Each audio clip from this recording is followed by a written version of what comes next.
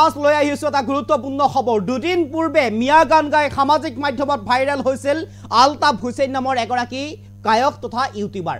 আৰু সেইগৰাকী ইউটিউবাৰৰ বিৰুদ্ধে কেইবাখনো থানাত গোচৰ ৰুজু কৰা হৈছিল যেতিয়া মিয়া গান গাইছিল।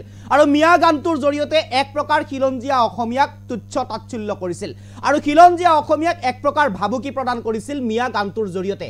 এক প্ৰকাৰ যেন মিয়া সমাজক জাগ্ৰত কৰিছিল সেই গানটোৰ জৰিয়তে। তাৰ পিছতেই বিৰোধিতা কৰিছিল সমগ্ৰ অসমে, তাৰ পিছতেই বিৰোধিতা কৰিছিল খিলঞ্জীয়া অসমীয়াই। ইউটিউবাৰ আলতাফ হুছেইন নামৰ লোকজনে এটা গান গাইছিল আৰু সেই গানটোৰ জৰিয়তে মিয়াসকলক জাগ্ৰত কৰা হৈছিল।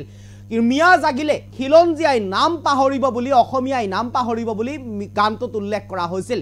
অসম কাৰো প্ৰত্যেক সম্পত্তি নহয় বুলি গানটোত দমভালি মাৰি গাইছিল আৰু তাৰ পিছতে এক প্ৰকাৰ খিলঞ্জীয়া অসমীয়া জাগি উঠিছিল। থানাই থানাই ৰুজু কৰা হৈছিল গোচৰ আৰু তাৰ পিছতেই আলতাফ হুছেইনৰ বিৰুদ্ধে অভিযান চলাইছিল আৰক্ষীয়ে। কেইবাটা ঠাইতো গোপন লুকাই আছিল আলতাফ হুছেইন আৰু তাৰ পিছতেই আজি আৰক্ষীৰ জালত পৰিবলৈ সক্ষম হৈছে এইগৰাকী তথাকথিত গায়ক তথা ইউটিউবাৰ আলতাফ হুছেইন। আৰু সামাজিক মাধ্যমত ভাইৰেল হৈ পৰা দুদিন পূৰ্বে আলতাফ হুছেইন বৰ্তমান আৰক্ষীৰ জালত আৰু আৰক্ষীয়ে ইতিমধ্যে গ্ৰেপ্তাৰ কৰিবলৈ সক্ষম হৈছে এইগৰাকী তথাকথিত গায়ক তথা ইউটিউবাৰ মিয়া গান গাই সাম্প্ৰদায়িক সংঘৰ্ষ লগাব বিচৰা আলতাফ হুছেইন আৰক্ষীৰ জালত। লৈ আহিছো আপোনালোকৰ বাবে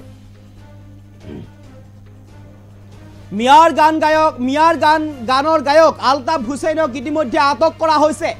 দুদিন পূৰ্বে সামাজিক মাধ্যমত ভাইৰেল হৈছিল বিতৰ্কিত গানটো।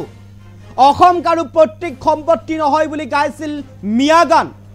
মিয়া গানেৰে খিলঞ্জীয়াক অপমান কৰিছিল আলতাফ হুছেইনে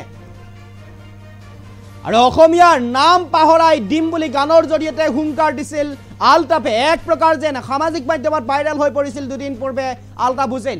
অৱশেষত আৰক্ষীৰ জালত বিতৰ্কিত ইউটিউবাৰ আলতাফ হুছেইন। গানৰ জৰিয়তে এক প্ৰকাৰ সাম্প্ৰদায়িক বাতাবৰণৰ সৃষ্টি কৰিছিল আলতাফে। মিয়া গানৰ গায়ক আলতাফ হুছেইনক আটক কৰা হৈছে আৰু ইতিমধ্যে আটক কৰা হৈছে মিয়া গানৰ গায়ক আলতাফ হুছেইনৰ। আলতাফ হুছেইনে যিহেতুকে সামাজিক মাধ্যমত মিয়া গান গাই কিছুদিন পূৰ্বে অৰ্থাৎ দুদিন পূৰ্বে ভাইৰেল হৈ পৰিছিল, তাৰ পিছতে মিয়াসকলক জাগ্ৰত কৰা কিছু গান গাইছিল আৰু গান গোৱাৰ পিছতে এক প্ৰকাৰ যেন থানাই থানাই গোচৰ ৰুজু কৰা হৈছিল। অসম কাৰো প্ৰত্যেক সম্পত্তি নহয় অথবা খিলঞ্জীয়া অসমীয়াসকলক এক প্ৰকাৰ যেন তুচ্ছ তাচ্ছিল্য কৰিছিল, খিলঞ্জীয়া অসমীয়াসকলক এক প্ৰকাৰ যেন ভেঙুচালি কৰিছিল, খিলঞ্জীয়া অসমীয়াসকলক যেন এক প্ৰকাৰ যেন ভাবুকি প্ৰদান কৰিছিল এইগৰাকী তথাকথিত গায়ক তথা ইউটিউবাৰ আলতাফ হুছেইনে। আৰু তাৰ পিছতেই সমগ্ৰ খিলঞ্জীয়া অসমীয়া জাগ্ৰত হৈছিল আৰু খিলঞ্জীয়া অসমীয়াই এক প্ৰকাৰ যেন ভাবুকি প্ৰদান কৰা হৈছিল এইগৰাকী আলতাফ হুছেইনক। আৰু তাৰ পিছতেই এনেদৰে আলতাফ হুছেইনক ইতিমধ্যে আটক কৰা হৈছে আৰক্ষীয়ে আৰু তথাকথিত গায়ক তথা ইউটিউবাৰ এইগৰাকী আলতাফ হুছেইনৰ বিৰুদ্ধে থানাই থানাই ৰুজু কৰা হৈছিল গোচৰ আৰু তাৰ পিছতে আৰক্ষীয়ে গ্ৰেপ্তাৰ কৰিবলৈ সক্ষম হৈছে এইগৰাকী তথাকথিত গায়ক তথা ইউটিউবাৰ আলতাফ হুছেইনক। মিয়া সম্প্ৰদায়ক জাগ্ৰত কৰিছিল, মিয়াসকলক জাগ্ৰত কৰিছিল এইগৰাকী আলতাফ হুছেইনে আৰু গানৰ মাধ্যমেৰে জাগ্ৰত কৰিছিল আলতাফ হুছেইনে। এইগৰাকী দেখুৱাই থকা আলতাফ হুছেইনে মিয়াসকলক জাগ্ৰত কৰিছিল আৰু মিয়াসকল জাগ্ৰত হ'লে অসমীয়াই নাম পাহৰি যাব বুলি মন্তব্য কৰিছিল গানটোত। এক প্ৰকাৰ যেন মিয়াসকলে জাগ্ৰত হৈছিল, মিয়াসকলক জাগ্ৰত কৰিবৰ কাৰণে চেষ্টা কৰিছিল এইগৰাকী আলতাফ হুছেইনে।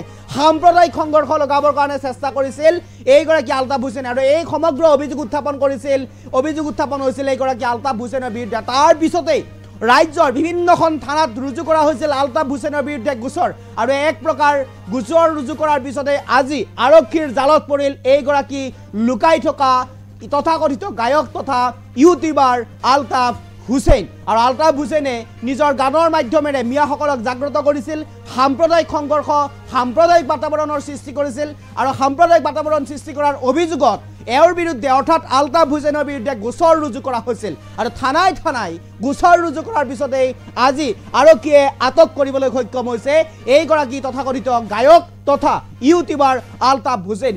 মিয়া গান গাই সততেই সামাজিক মাধ্যমত ভাইৰেল হৈ পৰিছিল, দুদিন পূৰ্বে ভাইৰেল হৈ পৰিছিল এইগৰাকী আলতাফ হুছেইন আৰু আজি আৰক্ষীৰ জালত পৰিল এইগৰাকী আলতাফ হুছেইন। যিহেতুকে বৰ্তমান সময়ত সামাজিক মাধ্যমত মিয়া আৰু অসমীয়াক লৈ এক প্ৰকাৰ যেন সাম্প্ৰদায়িক সংঘৰ্ষ লাগি আছে।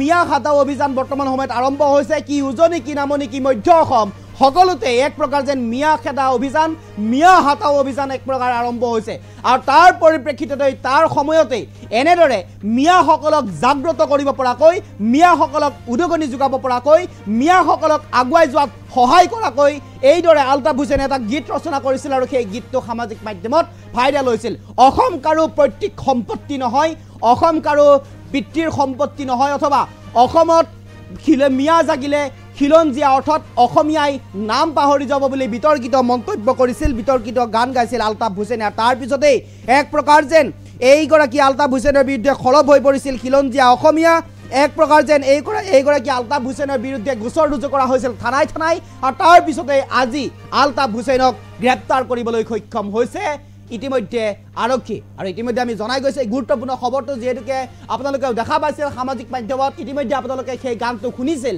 মিয়া জাগ্ৰত হ'লে অসমীয়াই নাম পাহৰিব অসম কাৰো পৈতৃক সম্পত্তি নহয় এনেদৰে বাংলাদেশৰ এটা গীতৰ অনুকৰণ কৰি বাংলাদেশৰ এটা গীতৰ সমান্তৰালকৈ এই গীতটো তেওঁ ৰচনা কৰিছিল যিটো গীতৰ উদ্দেশ্য আছিল সাম্প্ৰদায়িক বাতাবৰণ সৃষ্টি কৰা যিটো গীতৰ উদ্দেশ্য আছিল মিয়াসকলক জাগ্ৰত কৰা যিটো গীতৰ উদ্দেশ্য আছিল মিয়াসকলক জাগৰণৰ সৃষ্টি কৰা আৰু সেই গীতটো গাই এক প্ৰকাৰ সামাজিক মাধ্যমত ভাইৰেল হৈ পৰিছিল এইগৰাকী আলতাফ হুছেইন আৰু ইতিমধ্যে আৰক্ষীয়ে আটক কৰিবলৈ সক্ষম হৈছে এইগৰাকী আলতাফ হুছেইনক আৰু সবিশেষ আমি লৈ আহিবৰ কাৰণে চেষ্টা কৰিছোঁ আপোনালোকৰ বাবে